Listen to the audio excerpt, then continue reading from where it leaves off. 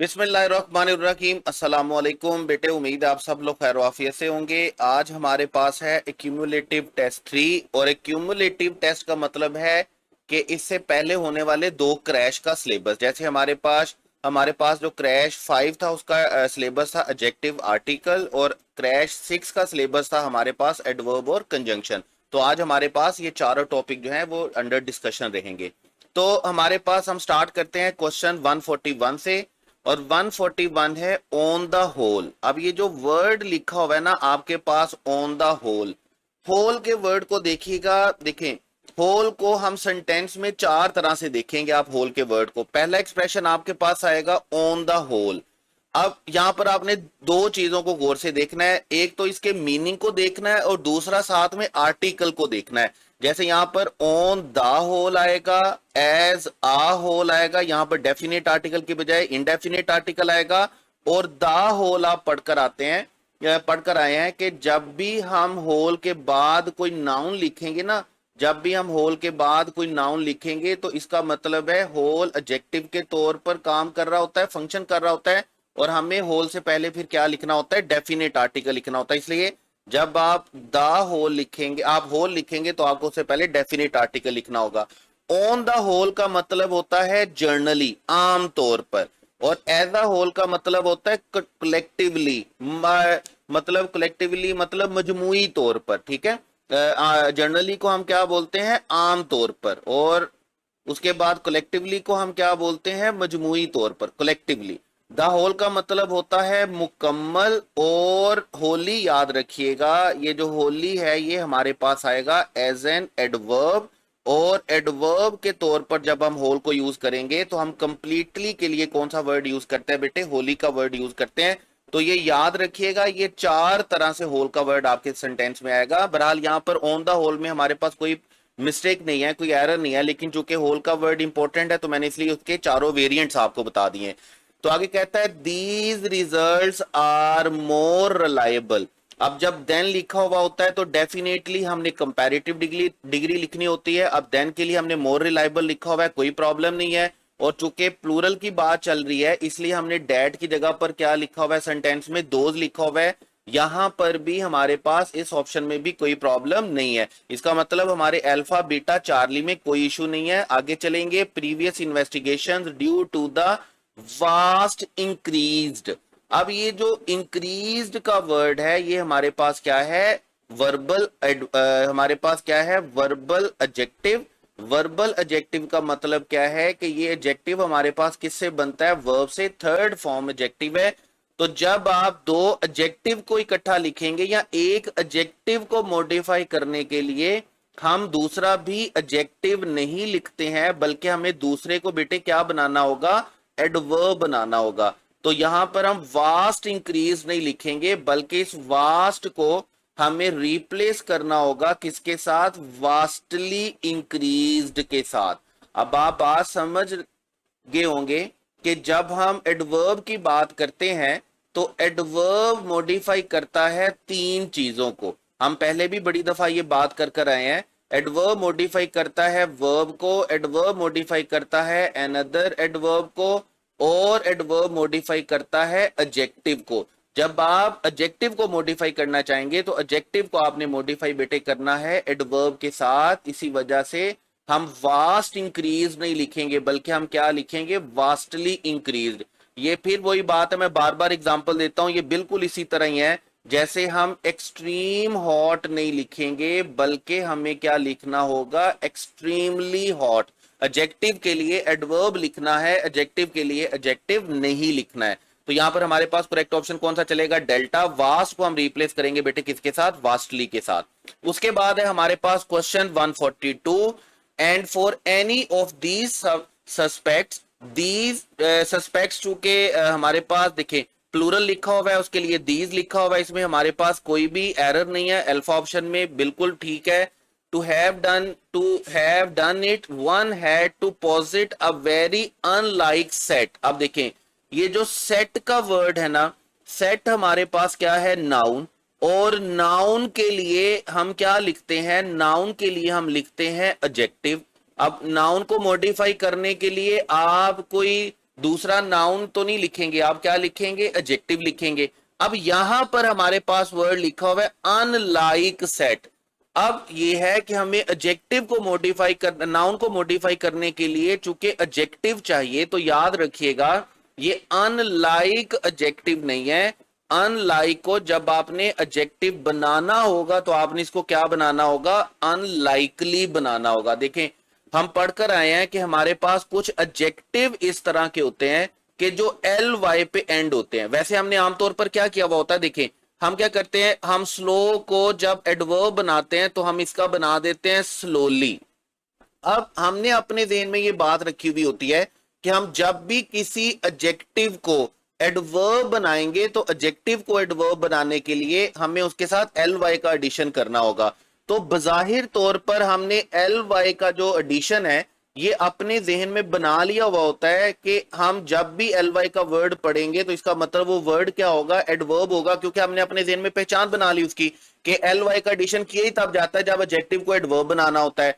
लेकिन हमारे पास ये वो वर्ड्स हैं जो एल वाई पे खत्म तो होते हैं लेकिन ये एडवर्ब्स नहीं है, बल्कि ये क्या है, एडजेक्टिव्स हैं। यानी कि जब आपने नाउन प्रोनाउन को मॉडिफाई करना होगा तो आप इन एल वाई वाले वर्ड्स को के साथ करेंगे। जैसे देखिए हमारे पास ये वर्ड्स हैं, फ्रेंडली का वर्ड है, अगर मैं यहां से रेज कर दूं ताकि आपको ये सही से नजर आ जाए एग्जांपल्स, बड़ी इंपॉर्टेंट है हमारे पास। देखें ये वर्ड को जरा गौर से देखिएगा, ये वर्ड्स हमारे पास किस तरह चल रहे हैं, फ्रेंडली। अब फ्रेंडली क्या है, एल वाई पे खत्म हो रहा है, लवली एल वाई पे खत्म हो रहा है, लोनली एल वाई पे खत्म हो रहा है, अगली एल वाई पे खत्म हो रहा है, सिली एल वाई पे खत्म होगा, होली एल वाई पे, एल्डरली एल वाई पे, कॉस्टली एल वाई पे।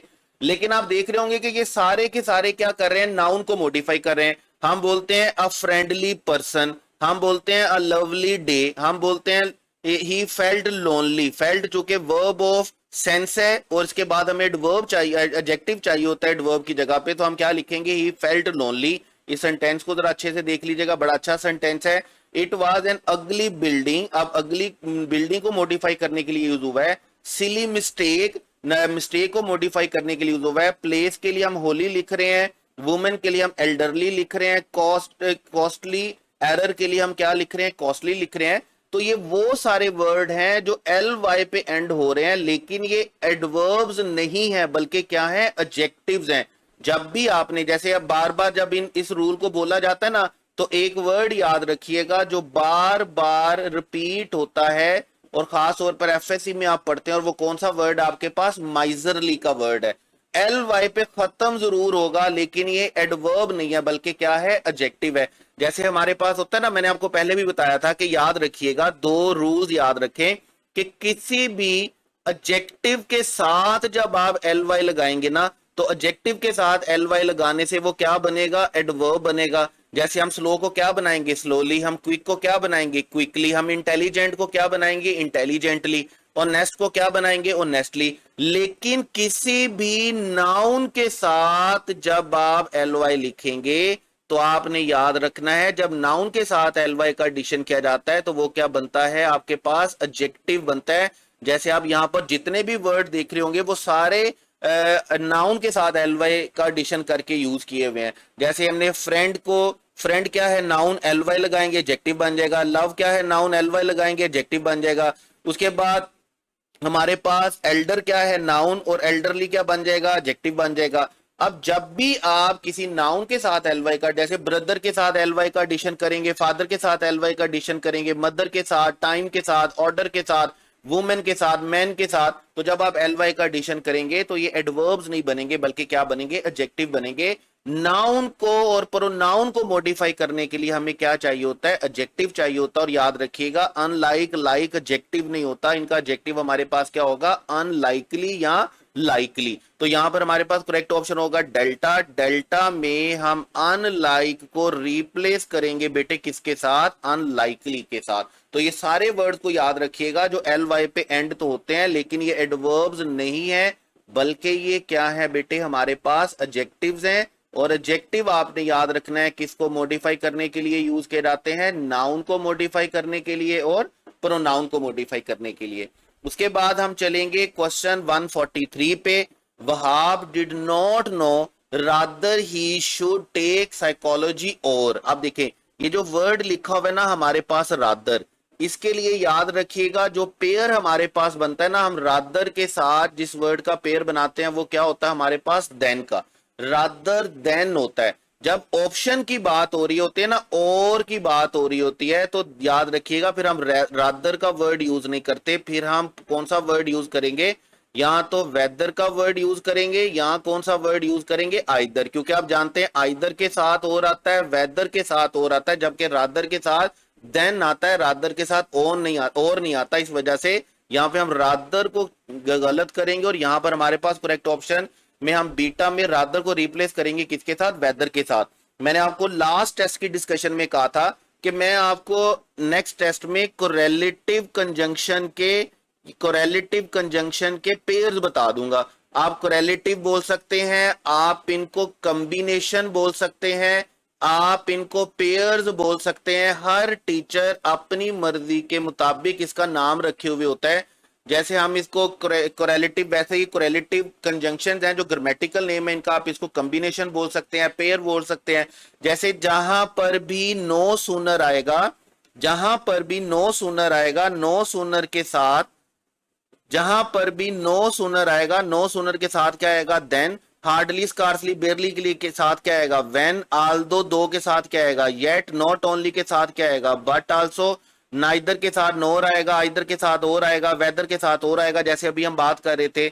इसी तरह 2+2 मैंने आपको पहले भी बता दिया, सो के साथ डेट आएगा, द सेम के साथ एज आता है, सच के साथ एज आता है, सो के साथ एज आता है, एज प्लस एज होता है, बोथ के साथ हम एंड लिखते हैं। आपने याद रखना है, हमने लास्ट टाइम क्वेश्चन भी डिस्कस किया कि बोथ के साथ आपने कभी भी एज वेल एज नहीं लिखना, बोथ के साथ क्या आएगा, एंड आएगा। एज वेल एज जहां पर भी आएगा अकेला आएगा, रादर के साथ देन आएगा। अभी जैसे मैं आपको बता रहा था कि रादर अगर है तो इसको ठीक करने के लिए हमें और को रिप्लेस करना होगा देन में, जो कि हम कर नहीं सकते हैं। उसके बाद लेस्ट के साथ शुड आता है, सो के साथ डेट आता है, नॉट के साथ बट आता है, नथिंग बट होता है, नो अदर देन होता है, not to speak of even होता है, और द के साथ हमें रिलेटिव केस लिखना होता है जब नाउन से पहले होता है हु, विच और डेट। अब ये जो पेयर्स है ना, इनको अच्छे तरीके से सिर्फ अभी तक चूंकि हमारे पास डिस्कशन चल रही होती है, अगर मैं बकायदा तौर पर कभी इंशाल्लाह ताला नियर फ्यूचर में मेरा प्लान है कि मैं सारी इंग्लिश को बड़ी डिटेल के साथ आपके अपने यूट्यूब चैनल पे डालूंगा, जैसे मैंने वर्ब के लेक्चर्स को डाला हुआ है डिटेल के साथ। तो इंशाल्लाह ताला जब कंजंक्शन का डिटेल्ड लेक्चर जो है वो बनाऊंगा, रिकॉर्ड करूंगा, तो इंशाल्लाह ताला इनमें से एक एक कॉम्बिनेशन को, एक एक पेयर को डिटेल के साथ एक्सप्लेन करूंगा। अभी बहरहाल अभी टाइम के लिए आपने सिर्फ इतना याद रखना है कि इन वर्ड के साथ ये वर्ड आते हैं। जैसे अभी मैं आपको बता रहा हूं कि आपने रादर के साथ देन लिखना होता है, अगर और है तो और का पेयर आप किसके साथ बनाएंगे, या तो वेदर के साथ बनाएंगे या किसके साथ बनाएंगे, आइदर के साथ। तो यहां पर हमारे पास करेक्ट ऑप्शन बेटे कौन सा चलेगा, बीटा। हम यहां पर रादर को रिप्लेस करेंगे किसके साथ, वेदर के साथ। उसके बाद है हमारे पास question 144, I have an uncle. देखें इनडेफिनेट आर्टिकल के लिए मैंने आपको क्या रूल बताया था कि इनडेफिनेट आर्टिकल हमारे पास क्या होते हैं, दो होते हैं। अब दो आर्टिकल का मतलब है ए और एन। एन के बाद हमारे पास आना चाहिए वावल साउंड, और ये मैंने बात पहले भी बात जो है वो बार बार स्ट्रेस देके एम्फसिस के साथ कही कि ये वावल साउंड है, याद रखिएगा, ये वावल लेटर नहीं है। इसको आपने कभी भी वावल लेटर्स के साथ, जो कि हम समझते हैं कि वावल लेटर हमारे पास क्या होते हैं, ए ई आई ओ यू, ये जो वावल लेटर्स हैं इनके साथ कंफ्यूज नहीं करना, ये वावल साउंड होंगे, वावल लेटर्स नहीं होंगे। अगर कॉन्सोनेंट साउंड होगा तो कॉन्सोनेंट साउंड के लिए हम बेटे क्या लिखेंगे, कॉन्सोनेंट साउंड के लिए हमें क्या लिखना होगा, ए, और वावल साउंड के लिए हमें क्या लिखना होगा बेटे, एन लिखना होगा। अब ये देखना कैसे है कि कॉन्सोनेंट साउंड है या वावल साउंड है, तो मैंने आपसे क्या कहा था कि आपने उस वर्ड को उर्दू में लिख लेना है। जैसे यहां पे देखेंगे अंकल को, आपने ये नहीं देखना कि वो यू से स्टार्ट हो रहा है या नहीं स्टार्ट हो रहा है, इसका हमारे साथ कोई लेना देना नहीं है, लेटर का हमारे साथ कोई लेना देना नहीं है, याद रखिएगा। जब आप अंकल को उर्दू में इसकी प्रोनाउंसिएशन को लिखेंगे तो आप देखेंगे कि ये किससे स्टार्ट हो रहा है, अलिफ से। अलिफ से स्टार्ट हो रहा है या अलिफ मदा से स्टार्ट हो रहा है, तो इसका मतलब है ये वावल साउंड है। वावल साउंड है तो इससे पहले क्या आएगा, एन आएगा। जैसे देखें यहां पर वन जो है ओ से स्टार्ट हो रहा है, अब ओ से स्टार्ट होने का मतलब है, वैसे अगर देखा जाए तो वन क्या है, वन कौन से लेटर से स्टार्ट हो रहा है, वन वॉवल लेटर से स्टार्ट हो रहा है, जबकि लेटर हमारा कंसर्न नहीं है, याद रखिएगा। अगर हम लेटर को देखेंगे तो फिर हमें ए की जगह पे एन लगाना पड़ेगा, लेकिन जब हम इसकी प्रोनाउंसिएशन को लिखते हैं ना, तो वन की प्रोनाउंसिएशन कुछ यूं बनती है, अलिफ से स्टार्ट नहीं होती, अली मद्दा से स्टार्ट नहीं होती, इसका मतलब ये वॉवल साउंड नहीं है, बल्कि ये क्या है, ये कॉन्सोनेंट साउंड है, और इसके लिए हमें ए ही लिखना है। इसी तरह जब आप फायर को लिखेंगे तो फायर को लिखने के लिए आप फे से स्टार्ट करेंगे, अलिफ या अलिमदा से स्टार्ट नहीं करेंगे, जिसकी वजह से कॉन्सोनेंट साउंड की वजह से ए आएगा। आप जरा एफ बी आई पे आ जाए, हमारे पास क्या लिखा हुआ है, हमारे पास एब्रीवेशन लिखी हुई है, सॉरी एब्रीवेशन लिखी हुई है। तो एब्रीवेशन को जब हम उर्दू में लिखेंगे तो हमारे पास कुछ यूं बनेगा, एफ बी, हमारे पास कैसे बनेगा, आपको मैंने क्या बताया था कि ये तीन चीजें हो सकती हैं, ये क्या हो सकता है हमारे पास, वर्ड हो सकता है, तीन चीजें हमारे पास क्या हो सकती हैं, नंबर वन हमारे पास वर्ड हो सकता है, नंबर टू हमारे पास कोई एब्रीवेशन हो सकती है, और नंबर थ्री हमारे पास क्या हो सकता है, एक्रोनिम हो सकता है। जब हम क्या करते हैं कि हम अपने एब्रीवेशन को वर्ड के तौर पर बोलना शुरू कर देते हैं, एक्रोनिम्स, जैसे हम वापडा बोलते हैं, लेस्को बोलते हैं, हमने लास्ट वाले टेस्ट में इसको डिटेल से देखा था, टेस्ट 5 में। उसके बाद देखें, अब जब हम एफबीआई को लिखते हैं ना, तो एफबीआई का फर्स्ट लेटर किससे है, अलिफ से, अलिफ से है, तो याद रखिएगा ये कॉन्सोनेंट साउंड नहीं होगा, बल्कि ये क्या होगा, वॉवल साउंड, और इससे पहले हमें क्या लिखना होगा, एन। तो आ एफ बी आई हम लिख नहीं सकते, हमें एफ की प्रोनाउंसिएशन की वजह से यहां पर ए को किसके साथ रिप्लेस करना होगा बेटे, एन के साथ रिप्लेस करना होगा। मैं दोबारा बोल रहा हूं, ये ए और एन वाला जो चक्कर है, ये लेटर का चक्कर नहीं है, बल्कि ये किसका चक्कर है, साउंड का चक्कर है। कॉन्सोनेंट साउंड को देखना है, वॉवल साउंड को देखना है। अगर अलिफ और अलिफ मदा से प्रोनाउंसिएशन आ रही है तो फिर ये कौन सा साउंड होगा, वॉवल साउंड, और उसके लिए क्या आएगा, एन। और अगर अलिफ और अलिफ मदा के साथ नहीं स्टार्ट हो रही तो इसका मतलब है ये कॉन्सोनेंट साउंड है, और इसके साथ क्या आएगा, ए। तो यहां पर हमारे पास करेक्ट ऑप्शन क्या होगा, बीटा, और बीटा में हम ए को रिप्लेस करेंगे किसके साथ, एन के साथ। उसके बाद हमारे पास है क्वेश्चन 145, हिज डैश प्ले। अब देखिए वर्ड आपके पास क्या होता है, वर्ड आपके पास होता है लेट। लेट के दो एडजेक्टिव होते हैं आपके पास, मतलब दो तरह का कंपैरेटिव डिग्री होती है आपके पास। इसी तरह आपके पास सुपरलेटिव डिग्री में ये बिल्कुल सेम होता है दोनों में। लेट की एक कंपैरेटिव डिग्री क्या होती है, L A T E are, यहां पर हम सिंगल टी लिखते हैं, और एक होती है L A double T E are. जहां पर आप टाइम की बात कर रहे होंगे ना, जहां पर आप देर से आने की बात कर रहे होंगे, तो देर से आने के लिए आप कौन सा वर्ड यूज करेंगे, L A T E are. Time related जो वर्ड होता है ना, वो L A T E are होता है। और जो पोजीशन रिलेटेड वर्ड होता है, जिसमें हम पोजीशन की बात कर रहे होते हैं, तो देन हम उसके लिए बेटे कौन सा वर्ड यूज करेंगे, L A double T E are. बहरहाल सुपरलेटिव में ये हमारे पास सेम होते हैं, इनकी दोनों की सुपरलेटिव डिग्री लास्ट भी होती है और लेटेस्ट भी होती है। तो यहां पर जब भी आप देखिए प्ले की बात करेंगे, जब भी आप न्यूज की बात करते हैं, जब भी आप एडिशन की बात करते हैं, जब भी आप किसी भी टूल के मॉडल की बात करते हैं, तो देन हम उसके लिए हमेशा कौन सा वर्ड यूज करेंगे, लेटेस्ट का वर्ड यूज करेंगे। तो हम लेटेस्ट के वर्ड को जब देखेंगे तो हमारे पास L A double T E R की ऑप्शन गलत होगी, L A double T E R की दोनों ऑप्शन हमारे पास, बीटा और चार्ली ऑप्शन क्या होगी, गलत हो जाएगी। अब उसके बाद हमारे पास है कि हमने लाइक लिखना है या अलाइक लिखना है। अब हमारे पास कंपैरिजन किसमें है, लाइक में और अलाइक में। अब याद रखिएगा ये दोनों वर्ड यूज होते हैं दो चीजों को एक जैसा बताने के लिए। जहां पर आप दो चीजों को एक जैसा बताना चाहें और दरमियान में वर्ड लिखें, जैसे हम बोलते हैं असलम इज लाइक अकरम। अब मैंने असलम और अकरम को के दरमियान में वर्ड लिखा, और कौन सा वर्ड लिखा मैंने, लाइक। अगर मैं दो नाउन के दरमियान में वर्ड लिखूंगा तो मैं कौन सा वर्ड यूज करूंगा, लाइक। लेकिन अगर मैं दो नाउन जिनको मैंने एक जैसा बताना है, अगर मैं पहले लिख दूं और बाद में वर्ड यूज करूं, तो मैं बाद में कौन सा वर्ड यूज करूंगा बेटे, अलाइक का। जैसे मैंने असलम और अकरम को पहले लिखा और उसके बाद मैंने कौन सा वर्ड लिख दिया, अलाइक का वर्ड लिख दिया। तो चूंकि यहां पर देखिएगा ऑडियंस, यहां पर आप देखेंगे, यहां पर आप देखेंगे कि हमारे पास ऑडियंस और थिएटर क्रिटिक्स। अब ये क्रिटिक्स और ऑडियंस का वर्ड आ गया हमारे पास, दोनों नाउन पहले लिखे हुए हैं, तो इसलिए हमें यहां पर लाइक का वर्ड नहीं लिखना, यहां पर हमें कौन सा वर्ड लिखना है, लाइक का वर्ड लिखना है, जिसकी वजह से हमारा अल्फा ऑप्शन गलत है। हमारा करेक्ट ऑप्शन बेटे कौन सा चलेगा, करेक्ट ऑप्शन इज डेल्टा। उसके बाद हमारे पास है question 146, John does not usually go to dash church. बड़ा ही इंपॉर्टेंट रूल है डेफिनेट आर्टिकल का। देखें हमारे पास कुछ वर्ड इस तरह के हैं, मतलब कुछ जगह इस तरह की हैं जिनको आप बोल सकते हैं, जिनके साथ हम डेफिनेट आर्टिकल लिखते भी हैं और डेफिनेट आर्टिकल नहीं भी लिखते।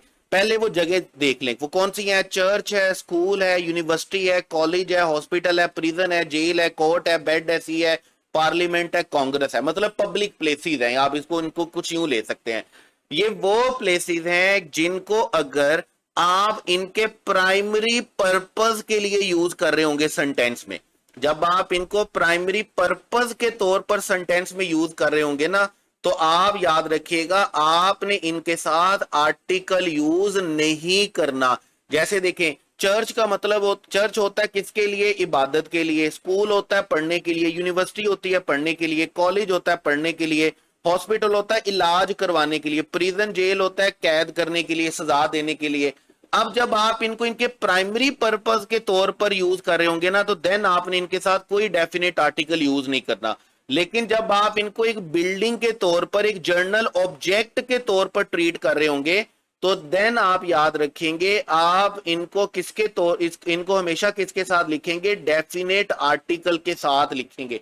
जैसे हमने कुछ एग्जाम्पल कोट किए हैं, इन एग्जाम्पल को अच्छे से समझ लीजिएगा। देखें she goes to church every Sunday. अब वो हर संडे चर्च जाती है। चर्च है, हर संडे चर्च जाने का मतलब क्या है कि वो हर संडे चर्च में क्या करने जाती है जी, अपनी इबादत करने जाती है। जब वो इबादत करने जाती है तो हम यहां पर इसको किसके तौर पर लिख रहे हैं, हम इसको लिख रहे हैं a place to worship in. जब हम इसको जगह इसके प्राइमरी पर्पस के लिए, इबादत के लिए लिख रहे हैं ना, तो फिर हम इसके साथ आप देख रहे होंगे कोई आर्टिकल यूज नहीं करेंगे। लेकिन जरा सेकंड सेंटेंस देखिएगा, the church near my house is very old. Sentence है कि मेरे घर के करीब जो चर्च है ना वो बड़ा पुराना है। अब यहां पर चर्च में इबादत की बात नहीं हो रही, हम चर्च को जस्ट एक बिल्डिंग के तौर पर नॉमिनेट कर रहे हैं। जब हम उसको एक बिल्डिंग ऑब्जेक्ट के तौर पर नॉमिनेट कर रहे हैं तो आप देख रहे होंगे कि हम उससे पहले क्या लिख रहे हैं, डेफिनेट आर्टिकल लिख रहे हैं।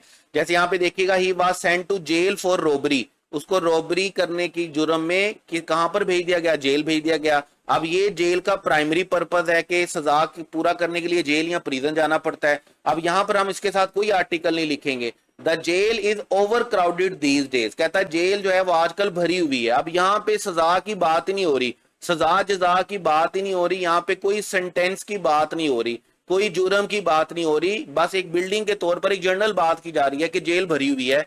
तो इसलिए हम इससे पहले क्या लिखेंगे, दा लिखेंगे। बल्कि मैं आपको एक ऐसा सेंटेंस अगर बता दूं जो आप सारी जिंदगी बोलते आए हैं, अगर आप ये रूल याद रखना चाहेंगे तो वो एक सेंटेंस अगर आप याद रखेंगे तो आपको सारी जिंदगी ये रूल नहीं भूलने वाला। और वो सेंटेंस आपके पास क्या है, आप पढ़कर आते हैं, आप बोलकर आते हैं, लिख के आते हैं, बल्कि इंग्लिश का सबसे पहला सेंटेंस जो आपको सारी जिंदगी में पहले, आपकी पूरी जिंदगी में सबसे पहले लिखवाया जाता है, वो क्या है, ही गोज टू स्कूल। वो कहां जाता है जी, ही गोज टू स्कूल, वो स्कूल जाता है।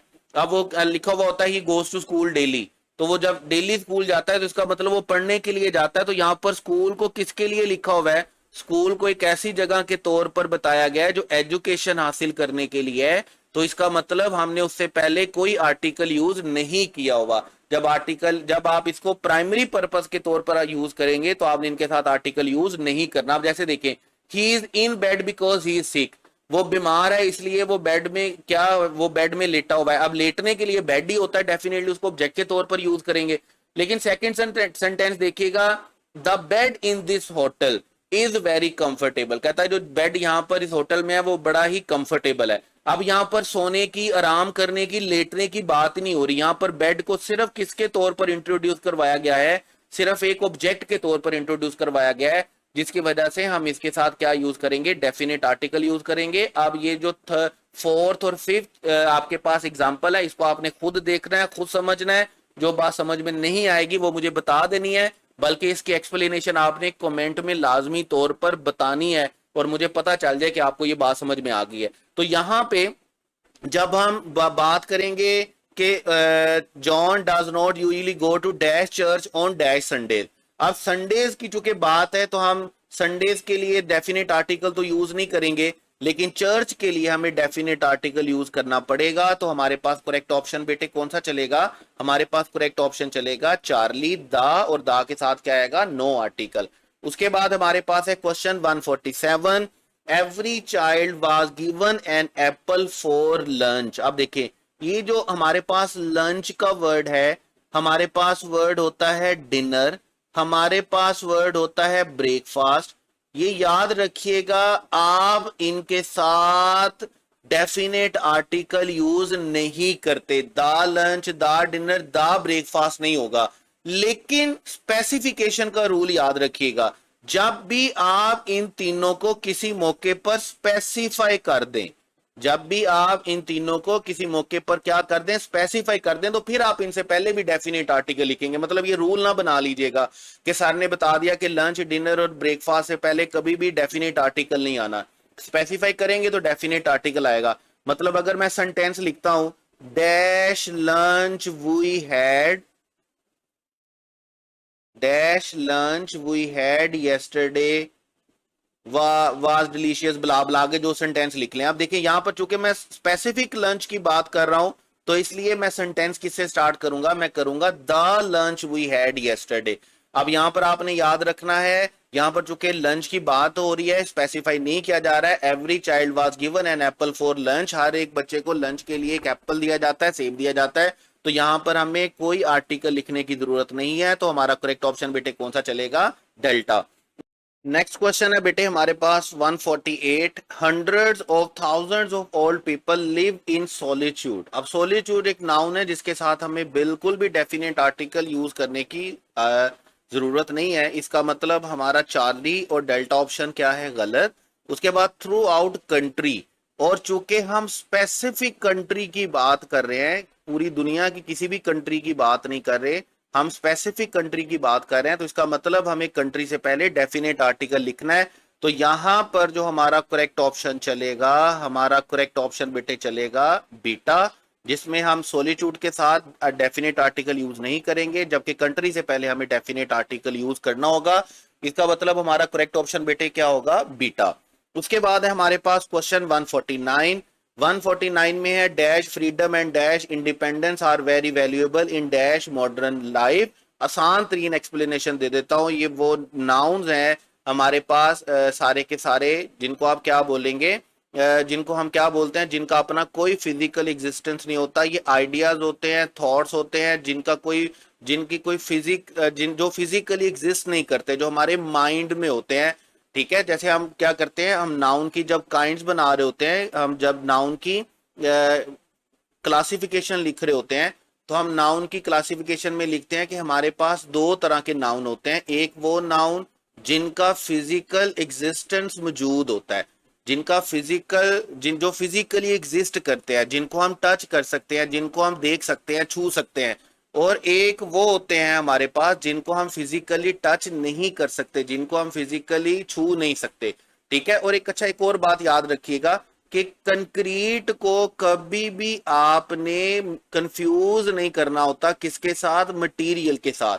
कंक्रीट कोई भी चीज होती है, कोई भी ऐसी चीज होती है, कोई भी ऐसा ऑब्जेक्ट होता है जिसको आप देख सकते हैं, छू सकते हैं, उसको आपने कभी भी मटेरियल नाउन के साथ नहीं मिसकॉन्सेप्ट करना। क्योंकि बाज़ बच्चों के ध्यान में क्या चल रहा होता है, बच्चों के ध्यान में क्या चल रहा होता है कि बच्चे मटेरियल और कंक्रीट को एक दूसरे के साथ मिला रहे होते हैं, जबकि मटेरियल याद रखेगा, ये मटेरियल्स होते हैं जिनको हम जो कि दूसरे नाउन को बनाने के लिए यूज होते हैं, जैसे gold, silver, diamond, iron, plastic, bronze, blah ब्ला।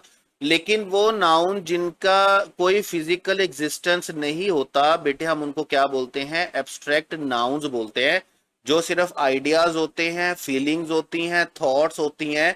और इनको हम सेंटेंस में जब देखेंगे कि हम इनको स्पेसिफाई कर रहे हैं या नहीं कर रहे हैं, इनके बारे में जर्नली बात हो रही होगी, तो डेफिनेटली हम इनसे पहले कोई डेफिनेट आर्टिकल यूज नहीं करेंगे। जैसे ये पूरी की पूरी जर्नल बात है, किसी खास फ्रीडम, किसी खास इंडिपेंडेंस। जैसे हम अगर बोलें इंडिपेंडेंस डे ऑफ पाकिस्तान, तो हम इंडिपेंडेंस डे ऑफ पाकिस्तान नहीं बोलेंगे, हम क्या बोलेंगे, the independence day of Pakistan.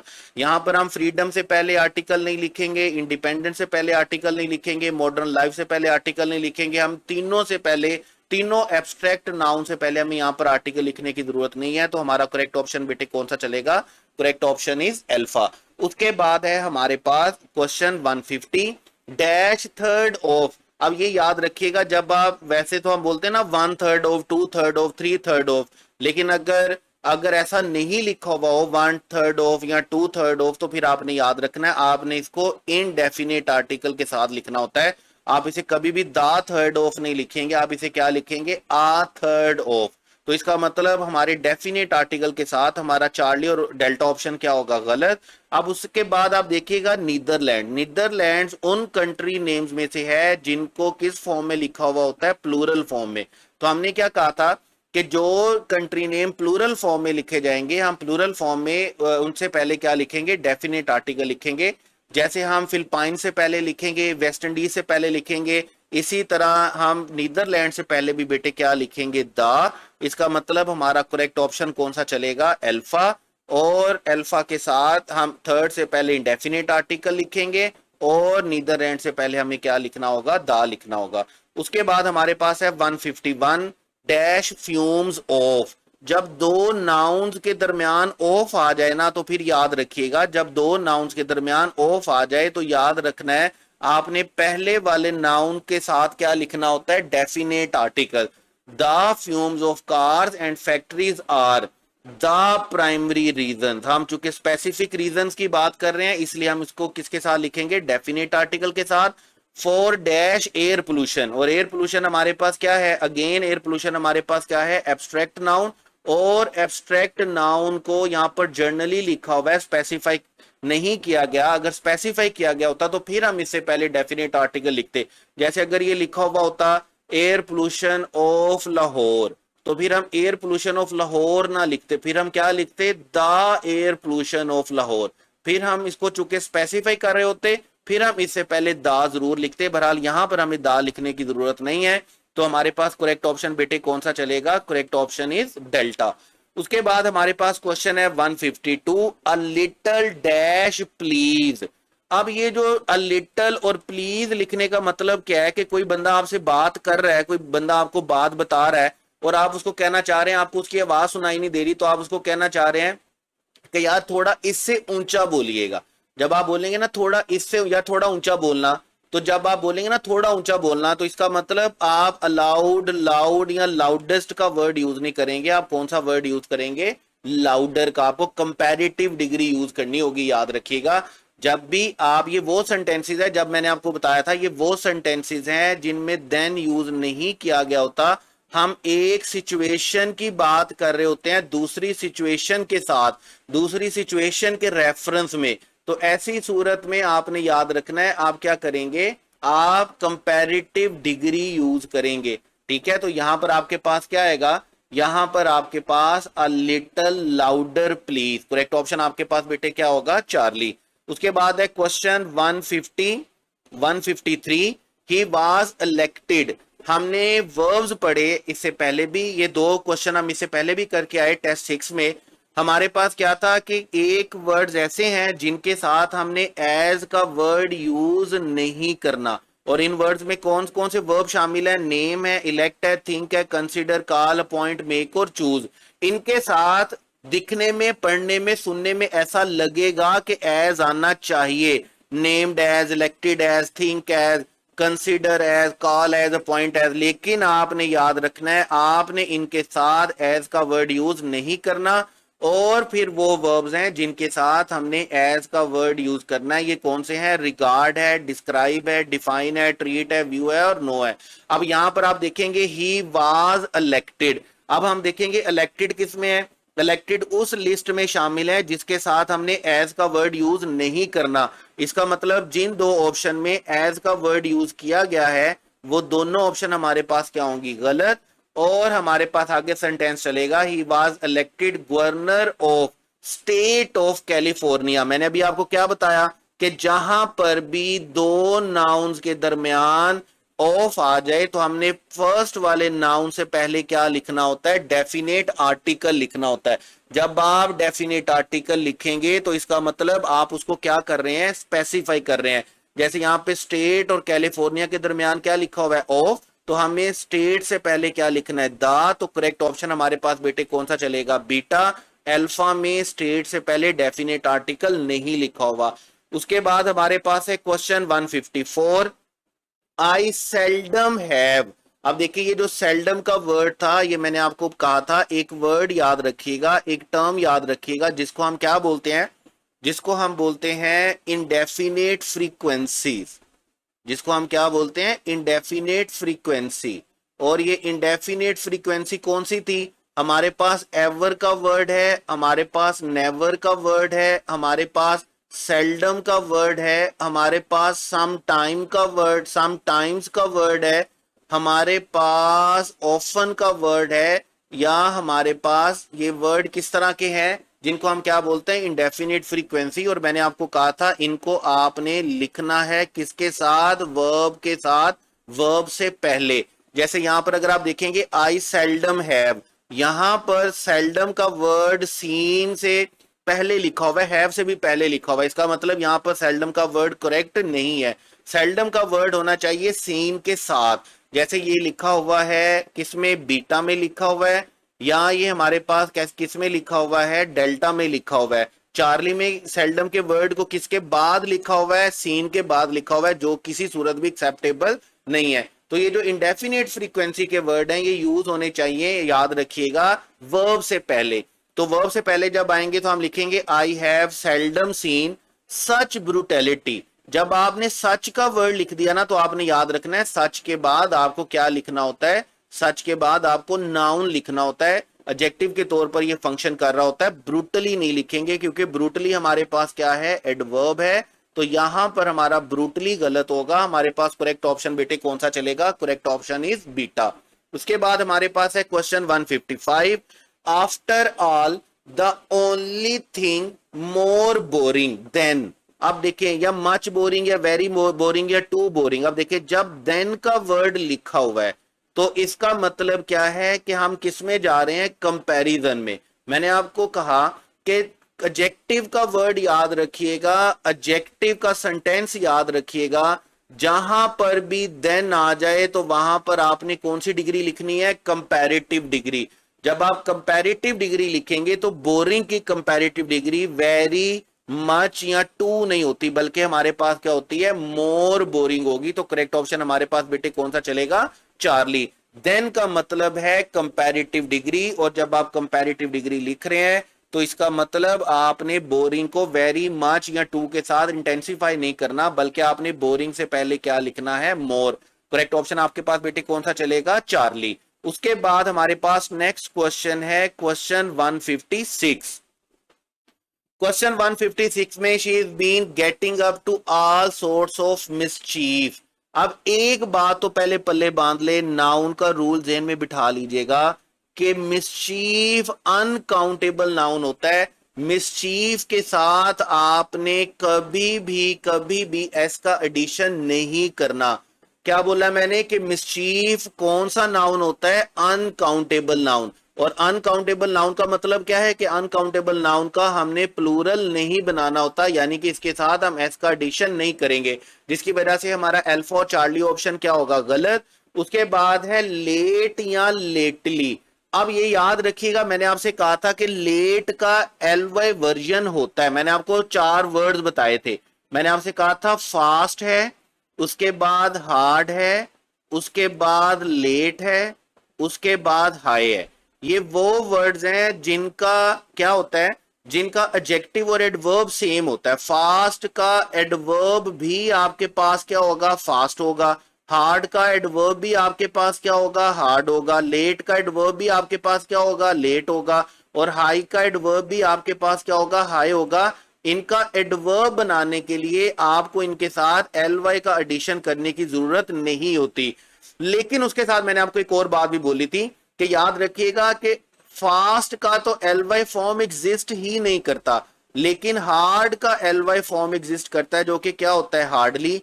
Late का एल वाई फॉर्म एग्जिस्ट करता है जो कि क्या होता है लेटली, हाई का एल वाई फॉर्म एग्जिस्ट करता है जो जिसका मतलब क्या होता है हाईली।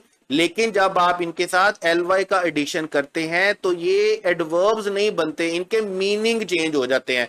जैसे यहां पर हमारे पास लेटली का वर्ड है, लेटली का मतलब है हमारे पास रिसेंटली, लेट का मतलब हमारे पास क्या होगा देर से, लेट। लेकिन लेटली का मतलब हमारे पास क्या है रिसेंटली। और यहां पर हमारे पास जो करेक्ट सेंटेंस चलेगा वो हमारे पास बेटे कौन सा चलेगा बीटा। हमें यहां पर लेट की जरूरत नहीं, देर से आने के लिए जरूरत नहीं है, हमें यहां पर क्या लिखने की जरूरत है लेटली। सेंटेंस ऐसे चलेगा she has been getting up to all sorts of mischief lately, वो रिसेंटली ऐसा कर रही है। तो रिसेंटली के मीनिंग के लिए हमें कौन सा वर्ड चाहिए होगा, हमें लेटली का वर्ड चाहिए होगा। ये याद रखिएगा जब आप एल वाई का एडिशन लिखेंगे करेंगे इन वर्ड के साथ तो इनका मीनिंग चेंज होता है, इनकी क्लास चेंज नहीं होती है। जैसे हार्डली का मतलब हमारे पास क्या होता है, अगर उर्दू में हम बोले तो हम बोलेंगे मुश्किल, इंग्लिश में बोलेंगे तो हम क्या बोलेंगे, जैसे हमारे पास कौन सा वर्ड होता है स्कार्सली है या बेरली है। इसी तरह आपके पास वर्ड है हाईली। अब हाईली का मतलब कभी भी बुलंदी वाला नहीं होता, हाईली का मतलब क्या होता है एक्सटेंसिवली, शिद्दत के साथ, ज्यादा। जैसे हम कहते हैं कि ये दवाई बड़ी हाईली रेकमेंडेड है, हाईली रेकमेंडेड का मतलब क्या है कि इसको बड़ी शिद्दत के साथ बड़ी ज्यादा इसको रेकमेंड किया गया है। तो यहां पर हमारे पास करेक्ट ऑप्शन बेटे कौन सा चलेगा बीटा। इन सारे वर्ड्स की सारी फॉर्म्स को आपने बड़े अच्छे तरीके से याद रखना है। उसके बाद हमारे पास है 157, और 157 में हमारे पास क्वेश्चन है the teacher gives instructions in the classroom loudly at the end of the day. मैंने आपको क्या कहा था, मैंने आपसे कहा था कि जब भी आपने एडवर्ब की अरेंजमेंट को जहन में लाना है तो जहन में लाने के लिए आपने क्या करना है, आपने बेसिक अरेंजमेंट याद रखनी है। और बेसिक अरेंजमेंट क्या है एमपीटी, एडवर्ब ऑफ मैनर सबसे पहले आएगा, उसके बाद आपके पास क्या आएगा प्लेस, प्लेस के बाद आपके पास क्या आएगा टाइम।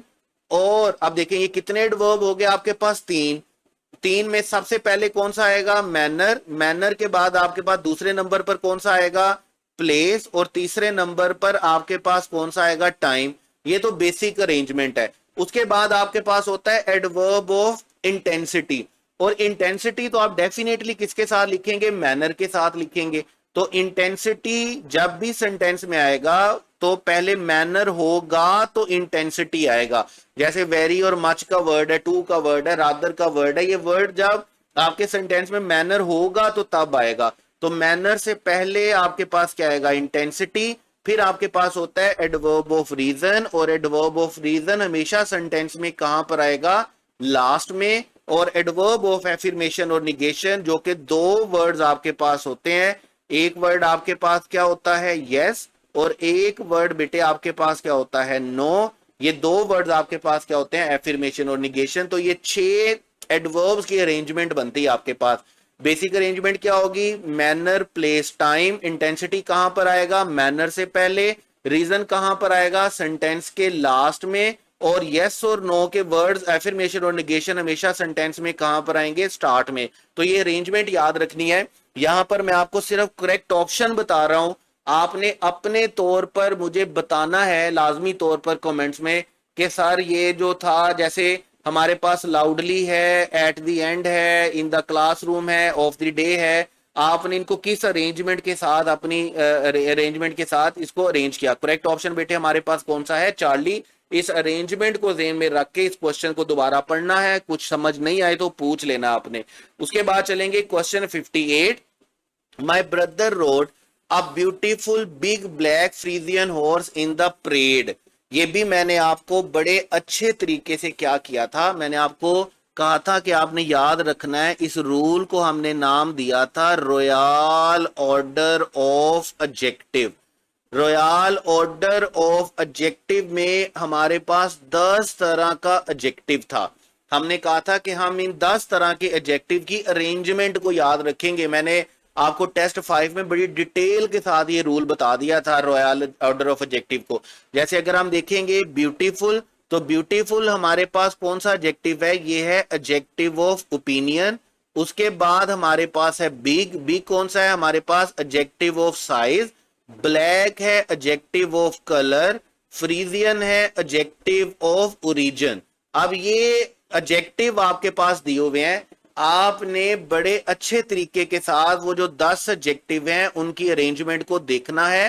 क्रैश टेस्ट 5 में हमने बड़ी डिटेल के साथ डिस्कस किए थे, और उसके हिसाब से आपने मुझे लाजमी तौर पर बताना है। मैं इस क्वेश्चन का आंसर नहीं यहां पर लिख रहा, ठीक है, मैं आंसर नहीं यहां पर लिख रहा, लेकिन मैं एक रूल आपको जरूर बता देता हूं। देखें, अल्फा बीटा और चार्ली डेल्टा में एक और रूल का भी डिफरेंस है। एक और रूल का डिफरेंस ये है कि यहां पर हर एडजेक्टिव के दरमियान में कॉमा लिखा हुआ है, जबकि अल्फा बीटा में एडजेक्टिव के दरमियान में कॉमा नहीं लिखा हुआ। ये रूल मैं आपको जरूर बता देता हूं, फिर मैं आपको आप पे छोड़ दूंगा, आपने मुझे इसका करेक्ट ऑप्शन बताना होगा।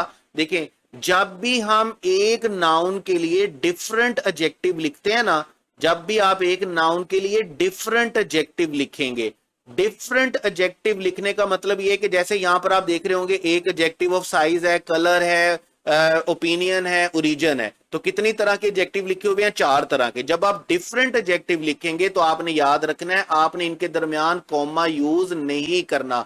लेकिन अगर आप एक ही नाउन के लिए सेम एडजेक्टिव लिख रहे होंगे, सेम एडजेक्टिव लिखने का मतलब है अगर आप एक नाउन के लिए 2 3 4 एडजेक्टिव ऑफ ओपिनियन लिख देते हैं, तो ऐसी सूरत में आपने इनके दरमियान कॉमा लिखना होता है। ये वैसे हम जब पंक्चुएशन का टेस्ट करेंगे हम इस रूल को बड़ी डिटेल के साथ करेंगे, लेकिन चूंकि यहां पर 4 तरह के एडजेक्टिव दिए हुए हैं तो इसका मतलब हमें कॉमा लिखने की जरूरत नहीं है, जिसकी वजह से हमारा चार्ली और डेल्टा ऑप्शन गलत है। अब आपने क्या करना है, आपने मुझे अल्फा और बीटा में से बताना है कि दोनों में से करेक्ट ऑप्शन कौन सा होगा, अल्फा होगा और बीटा होगा, और किस वजह से होगा, किस अरेंजमेंट के साथ होगा। हमने जो 10 एडजेक्टिव की अरेंजमेंट बनाई थी, उस अरेंजमेंट में ओपिनियन कितने नंबर पर आता है, साइज कितने नंबर पर आता है, कलर कितने नंबर पर आता है, ओरिजिन कितने नंबर पर आता है। आपने मुझे 10 के 10 जो आपके पास एडजेक्टिव हैं, जो रॉयल ऑर्डर है, वो आपने मुझे अच्छे तरीके से बतानी है। और ये आपको कसम है कि आपने जुबानी बतानी है, आपने बुक में से, पुराने लेक्चर में से देख कर नहीं बतानी। ऐसा ना हो कि जैसे ही मैं कहूं तो फौरन से किताब खोल ले, नोट्स खोल ले और लेक्चर खोल ले, वहां से देखे, फिर आपके नॉलेज का टेस्ट होगा कि आपको पता चलेगा, मुझे पता चलेगा कि आप कितने पानी में और कितने पानी में नहीं है। तो नेक्स्ट पे चलेंगे, क्वेश्चन 159 में, western man tend to age. देखिए, हम क्या बोल देंगे, western man tend to age more quickly than Japanese man, या more quicker than Japanese man. एक बात तो तय हो गई कि जब देन का वर्ड आ गया तो एक बात तो हमारे पास तय हो गई कि हम किसकी बात कर रहे हैं, हम बात कर रहे हैं कंपैरिजन की। जब हमारे पास देन का वर्ड आ गया तो इसका मतलब क्या है कि हम बात कर रहे हैं बेटे किसकी, कंपैरिजन की। अब मैंने आपको क्या कहा था कि कंपैरिजन याद रखिएगा, कंपैरिजन दोनों में होता है। कंपैरिजन एडजेक्टिव में भी होता है और कंपैरिजन एडवर्ब में भी होता है।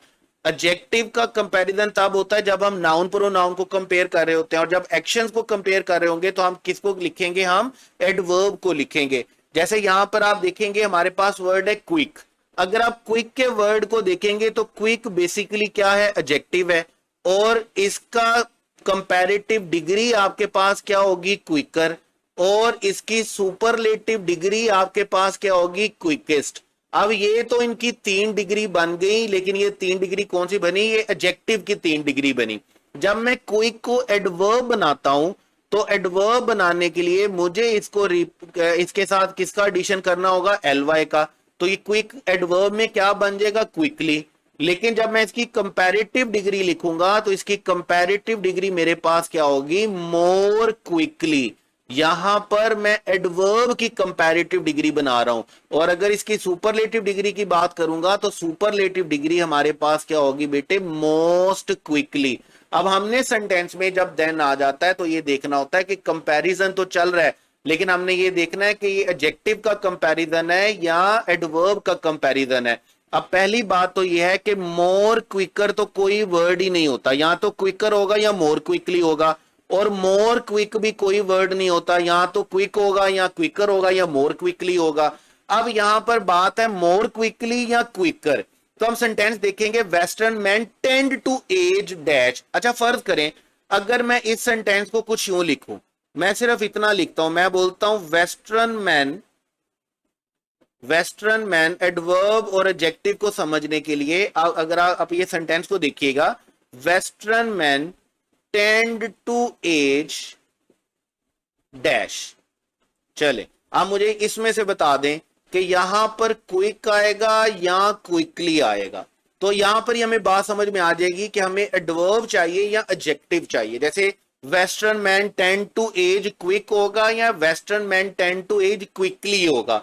तो चूंकि हम वर्ब को मॉडिफाई कर रहे हैं, तो वर्ब को मॉडिफाई करने के लिए डेफिनेटली हमें एडवर्ब चाहिए, हमें एडजेक्टिव नहीं चाहिए। तो यहां पर हम क्या लिखेंगे, क्विकली। क्विकली लिखने का मतलब क्या है कि हमें चाहिए एडवर्ब, और जब हम कंपैरिजन की बात करेंगे तो हमें कंपैरेटिव डिग्री भी बेटे किसकी चाहिए होगी, एडवर्ब की चाहिए होगी, जिसकी वजह से हमारा करेक्ट ऑप्शन क्या होगा, अल्फा।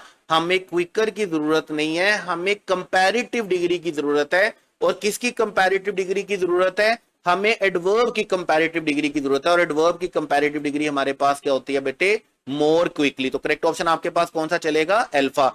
तो सेंटेंस में आपने इस बात को अच्छे से समझ लेना है कि अगर सेंटेंस में कंपैरिजन चल रहा है, सुपरलेटिव डिग्री चाहिए या कंपैरेटिव डिग्री चाहिए, तो हमें एडवर्ब की चाहिए या एडजेक्टिव की चाहिए। और ये बात तो आप अच्छे से समझते हैं कि एडजेक्टिव यूज होता है किसके लिए, नाउन के लिए और प्रोनाउन के लिए, और एडवर्ब यूज होता है किसके लिए, वर्ब के लिए, एडवर्ब के लिए और एडजेक्टिव के लिए। ये बात मैं बार बार इसलिए बोलता हूं कि ये आपको याद रह जाए, आपके जेहन में छप जाए ये बात। उसके बाद हमारे पास क्वेश्चन है 160, और 160 आज का लास्ट क्वेश्चन है हमारे पास। The police checked the house with dash. अच्छा अब देखें, ये जो प्रेपोजिशन है ना, ये एकदम से हमारे सेंटेंस का स्ट्रक्चर चेंज कर देते हैं, याद रखिएगा। देखें अगर मैं यहां पे विद हटा दूं ना, तो विद हटा के हमारे पास सेंटेंस डेफिनेटली किसके साथ ठीक हो जाएगा, कॉशियसली के साथ ठीक हो जाएगा, कॉशियसली के साथ ठीक हो जाएगा। लेकिन जब हम विद लिख रहे हैं, तो जब आप विद लिख रहे हैं तो इसका मतलब आपको नाउन लिखना है, आपको एडवर्ब नहीं लिखना। विद के बाद आपको क्या लिखना है, नाउन। तो जब आप नाउन लिखेंगे तो आप याद रखिएगा आपका करेक्ट ऑप्शन बेटे कौन सा होगा, विद क्वेश्चन। आप क्वेश्चनली नहीं लिखेंगे, आप क्वेश्चन मैनर नहीं लिखेंगे, आप क्वेश्चन मैनर नहीं लिखेंगे, आपको इस तरह का कुछ भी लिखने की जरूरत नहीं है। इस विद के प्रेपोजिशन के साथ आपने सिर्फ क्या लिखना है, विद क्वेश्चन। करेक्ट ऑप्शन बेटे आपके पास कौन सा चलेगा, बीटा। और इसके साथ ही हमारी आज की डिस्कशन होती है खत्म। बड़े अच्छे तरीके से बात को सुना करें, समझा करें, नोट किया करें। और अगर कोई बात रह गई हो, कोई बात छूट जाए, कोई बात समझ में ना आए, कोई परेशानी हो, कोई चीज तंगी कर रही हो, तो लाजमी तौर पर पूछ लिया करें, उसको जेहन में लेकर फिरते नहीं रहना। Wish you all the best. Next discussion के साथ मिलेंगे इंशाअल्लाह ताला। अल्लाह हाफिज।